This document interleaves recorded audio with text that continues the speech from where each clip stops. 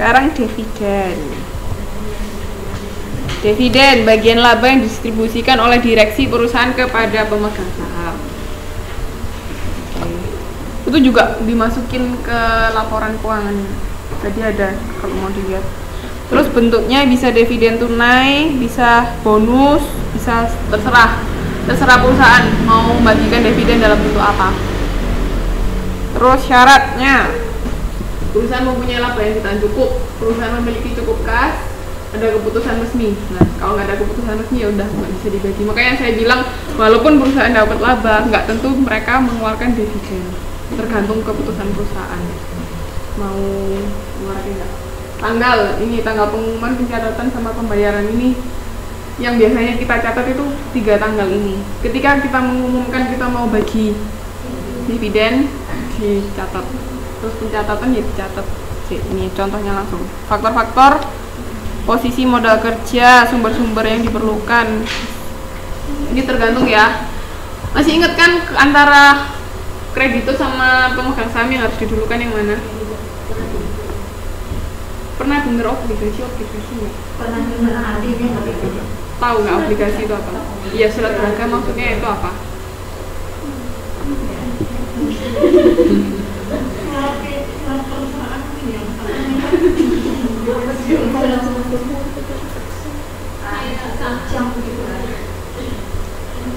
Hampir mirip saham tapi bukan saham.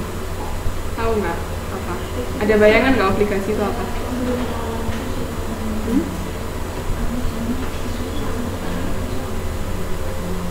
Ada yang tahu?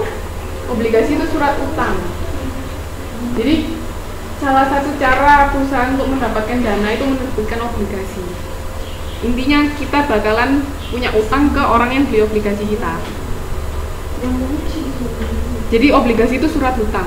Ketika perusahaan itu butuh dana, kan otomatis pengen berutang ke bank. Nah, misalnya kalau ke bank sulit, iya. Kalau misalnya dapat dana dari bank sulit, biasanya menerbitkan surat obligasi. Itu surat utang perusahaan. Jadi ketika seseorang membeli obligasi perusahaan, berarti perusahaan itu punya utang ke kita. Jadi kita punya piutang dari perusahaan. Itu namanya obligasi. Makanya biasanya kalau misalnya perusahaan itu bangkrut misalnya, harus didulukan yang punya obligasi daripada pemegang saham. Jadi kalau dengerin obligasi itu berarti surat utang. Negara Indonesia tuh waktu itu sempat nerbitin obligasi banyak. Jadi itu maksudnya untuk dapat dana talangan gitu, dengan cara menjual obligasi. Nah, sekarang dividen tunai. Pada tanggal 1 Desember perusahaan mengumumkan dividen tunai untuk tahun tersebut sebagai berikut: 5.000 lembar saham prioritas nominal 10.000, 100.000 lembar saham biasa nominal 5.000 per lembar 300. Catatnya. Nah, pada 1 Desember sudah dicatat kan mengumumkan mau bagi dividen. Dividen tunainya 35 juta dari mana? Yuk. No.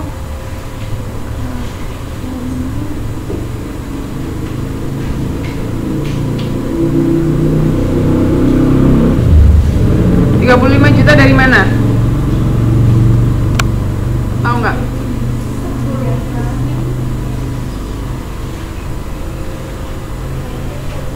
35 juta dari mana?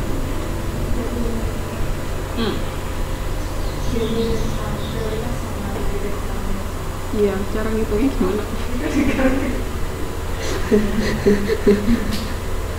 Cara ngitungnya?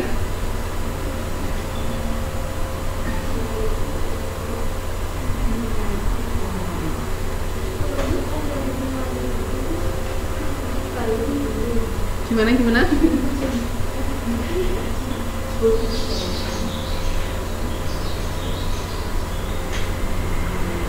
Dari mana? Yo.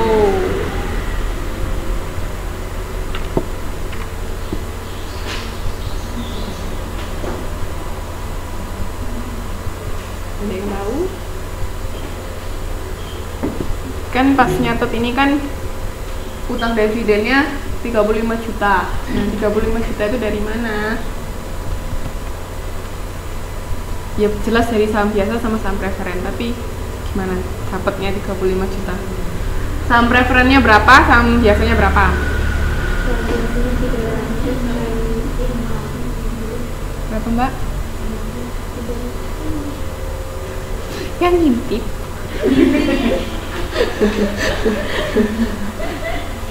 Oke, jadi saham biasanya itu dari ini 300, jadi 300 kaliin 100.000 berarti berapa? 30 juta kan? Terus yang saham preferen 5.000, ini 10% dari 10.000 berarti berapa? 1.000 kali 5.000 kan 5 juta, jadi 5 juta tambah 30 juta ketemu 35 juta. Oke? Makanya di sini catatnya dividen tunai pada utang dividen. Nah, ketika tanggal 31 Desember itu pencatatannya dividen tunainya dibalik sama laba ditahan. Ini ada gitu. Tapi ini kan karena belum dibagiin, tapi sudah akhir tahun, makanya ini perlu dicatat. Soalnya biasanya wah, dividen itu dibagiin periode berikutnya, awal-awal bulan, kadang Februari atau Maret tergantung perusahaan. Terus ini kebetulan baginya tanggal 2 Januari, makanya utangnya hilang pada kas. Kita mengeluarkan 35 juta pada saat tanggal 2 Januari. Oke. Yang mau ditanyakan?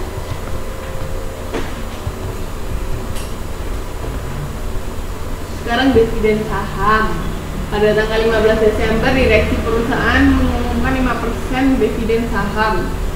10.000 lembar saham nominal sama akan dikeluarkan pada tanggal 10 Januari dengan anggapan harga saham per lembar 3.000.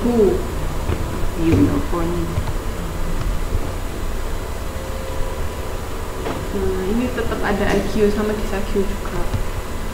Jadi kan ekspektasinya kan totalnya 20 juta per 10 lembar. Berarti per lembarnya berapa?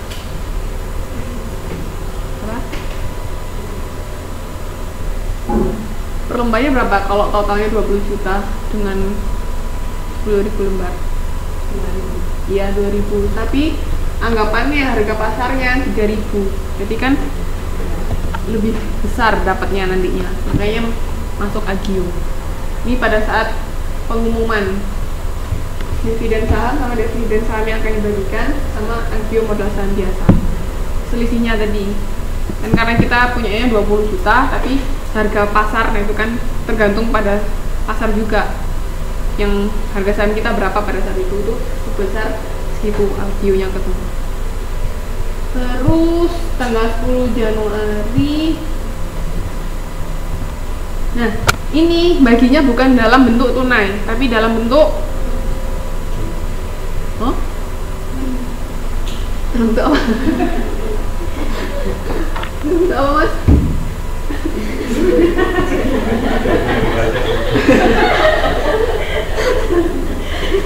Jadi ini bagiinnya dalam bentuk saham, bukan dalam bentuk tunai. Makanya pada saat 10 Januari nyatetnya modal saham, bukan kas. Ini bisa nyatet utang dividen juga boleh. Dividen yang saham yang akan dibagikan.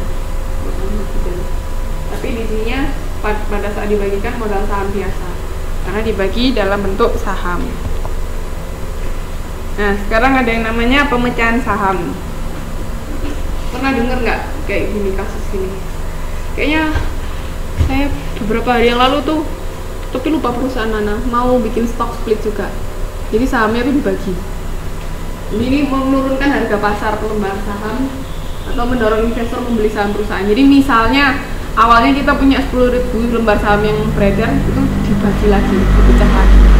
Contohnya ini ya, perseroan dengan 100 lembar saham, 100.000 lembar saham, nominal 10.000 dapat mengurangi nilai nominal menjadi 5.000. Bisa ada dua cara, mau dikurangi nilai nominalnya atau mau diperbanyak jumlah lembar sahamnya. Kok ini kan, ini kan karena berkurang separohnya, otomatis jumlah lembar sahamnya bertambah apa? Bertambah separohnya, 2 kali lipatnya maksudnya. Dan awalnya 100.000 jadi 200.000. Itu namanya stock split. Jadi memecah saham. Awalnya segini, berikutnya tambah banyak biasanya, dan harga nominalnya berkurang.